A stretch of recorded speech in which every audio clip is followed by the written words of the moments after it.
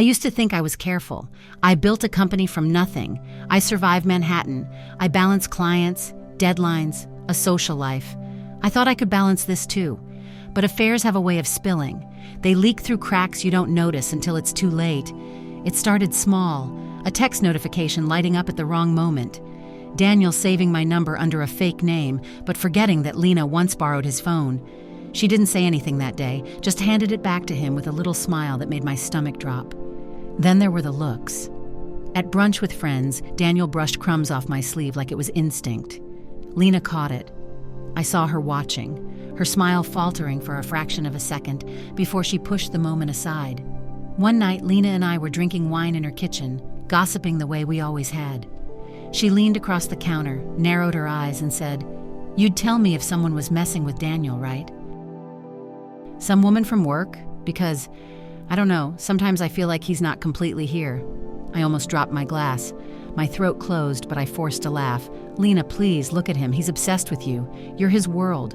She sighed, nodded. "Yeah, you're probably right." I went home that night and cried in the shower, not because I felt guilty, though I did, but because for the first time I realized Lena might already suspect, and still I didn't stop. The danger made it worse. It made us reckless. Daniel would come to my office after hours.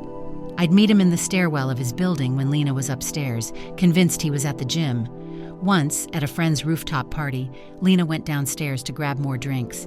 Daniel cornered me behind a row of potted plants, kissed me so hard I almost dropped my glass. The music was pounding, people everywhere, and still I couldn't pull away. When Lena came back up, I was flushed, my lipstick smudged. She frowned. "Are you okay?" "Just the wine," I said. She believed me. At least I think she did. But deep down, I knew we were running out of time. What happens when forbidden passion leads to an irreversible consequence? I thought I had control. Control over my company, over my life, over this mess with Daniel. But nothing shatters the illusion of control faster than 2 pink lines on a plastic stick. My period was late. At first, I blamed stress, sleepless nights, too much coffee, too many lies. But when it stretched past a week, the fear dug in. I bought a test at a pharmacy across town where no one knew me. Took it in the bathroom of a coffee shop like a criminal hiding evidence. Positive. I took another. Positive. By the 3rd test, there was no denying it. I was pregnant. And I knew without a shred of doubt that it wasn't some stranger's or a boyfriend's. It was Daniel's.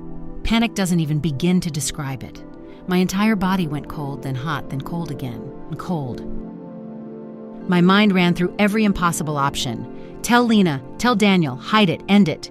Each scenario was worse than the last. For days, I carried the secret alone, walking through life like a ghost, smiling at clients, pretending with Lena. But every time I looked in the mirror, I saw it, the consequence of every stolen kiss, every reckless night growing inside me. Daniel found out by accident. I'd shoved one of the tests into my purse, too numb to throw it away. He was looking for gum, and instead he pulled out the stick like it was a live grenade. His face changed instantly. "Is this—" I could have lied, should have lied, but I was too tired, too broken. "Yes," I whispered. The silence that followed was louder than any scream. He dropped onto the edge of the bed, staring at the floor like the universe had just shifted. "You have to tell her," he said finally. "I don't have to do anything," I snapped. "You're carrying my child and planning to smile at her wedding toast." "Are you insane?" My voice cracked. "I haven't decided what I'm doing yet." That broke something in him. He punched the wall so hard a picture frame crashed to the floor. His knuckles split, blood dripping onto the carpet. "This is insane," he muttered. "You're insane. We can't keep this buried forever." "Watch me," I said, though even I didn't believe it. He stood, trembling. "If you marry her, if you try to raise my kid as hers, I swear I'll burn everything down. Do you understand me? Everything." I told myself he wouldn't. That Daniel was too careful, too rational, too loyal to his image. But when I lay awake that night, one hand over my stomach, I realized something terrifying. He loved me enough to ruin us all. And I was already too far in to stop him. What happens when the secret finally explodes into the open? Secrets don't stay buried forever. They leak, they rot, they crawl into the light when you least expect it. For me, it all ended on a night that should have been ordinary. Lena had invited me over for dinner, homemade pasta, candles on the table, music humming low. Daniel was quiet more than usual. He kept glancing at me, his jaw tight, his knuckles still bruised from punching that wall. Halfway through the meal, Lena excused herself to take a work call. The moment she disappeared into the study, Daniel dropped his fork, stared straight at me and whispered, "I can't do this anymore." My heart slammed against my ribs. "Don't," I hissed. "Not here." His voice was low, ragged. "She deserves to know. Tonight." I shook my head so hard my vision blurred. "You'll destroy her." "She's already destroyed," he shot back. "She just doesn't know it yet." Before I could stop him, Lena returned. She sat down, smiling, talking about some case, her hands flying as she explained. Daniel didn't wait. He cut across her mid-sentence, his voice flat. "She needs to know. Tell her." The room spun. My stomach lurched. "Daniel, please!" But he didn't flinch. He turned to his wife, my best friend, and said the words that detonated all of us. "She's pregnant, and it's mine." The silence after that felt endless. Lena blinked, once, twice, like her brain was rejecting the input. Then her face crumpled, confusion giving way to horror. "Please tell me this is some sick joke," she whispered. Her eyes darted between us, searching for a denial, a laugh, something. I opened my mouth, but nothing came out. Her voice rose. "Tell me it isn't true." But Daniel didn't, and I couldn't. That's when she screamed. Not words, just a sound that ripped through the walls, primal and raw. She hurled her wine glass at the wall. Red streaked down the paint like blood. She shoved the plates onto the floor, pasta splattering across tile. "You," she pointed at Daniel, her hand shaking. "You ruined us." Then her gaze swung to me, sharper than knives. "And you were my sister, my family. How could you?" I tried to reach for her, sobbing, begging, but she recoiled like my touch was poison. "Don't, ever. Come near me again." Daniel tried to speak. "Lena, please." But she cut him off with a scream that could have torn the roof down. "Get out, both of you. Get out of my house." We left in silence. The front door slammed behind us with the weight of finality. On the sidewalk, under the cold glow of the street lamp, I collapsed to my knees, shaking. Daniel crouched beside me, whispering, "It had to happen." But all I could think was, we hadn't just destroyed her. We'd destroyed everything. What happens when there's nothing left to lose, except survival itself? People think the explosion is the worst part. The screaming, the breaking, the truth tearing out into the open. But they're wrong. The real nightmare is what comes after, when the dust settles and you're left staring at the ruins you made with your own hands. Lena didn't just throw me out of her house that night, she erased me.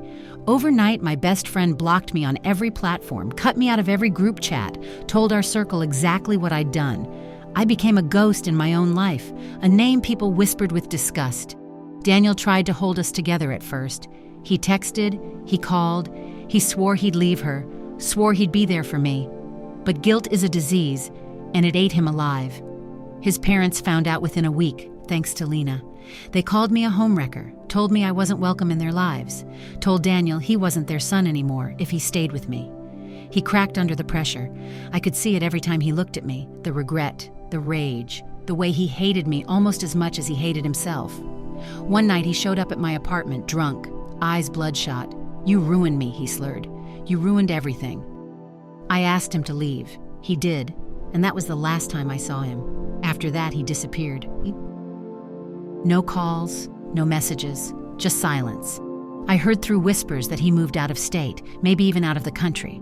Lena filed for divorce within 2 months, and me? I was left with the wreckage. Clients bailed on my company, not wanting to be associated with scandal.